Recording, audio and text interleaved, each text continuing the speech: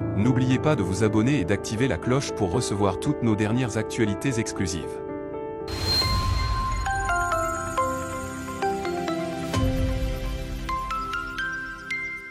Un verdict lourd a été prononcé dans l'affaire tragique d'Amandine, une jeune fille victime de violences insoutenables.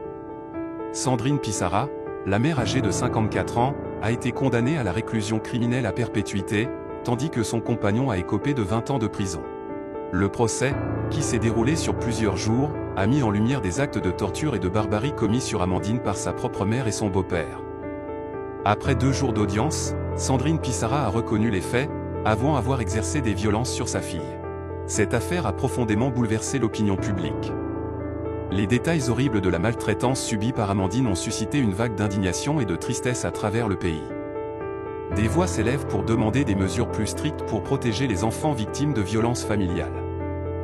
Sandrine Pissarra a été condamnée à la prison à perpétuité, une sentence qui reflète la gravité des crimes commis. Son compagnon, considéré comme complice, a reçu une peine de 20 ans d'emprisonnement. Ces condamnations sont un signal fort contre les violences familiales et un appel à la justice pour protéger les victimes. Cette affaire souligne l'importance de signaler tout soupçon de maltraitance pour protéger les enfants vulnérables. La tragédie d'Amandine rappelle à quel point la lutte contre les violences intrafamiliales doit être une priorité pour la société et les institutions.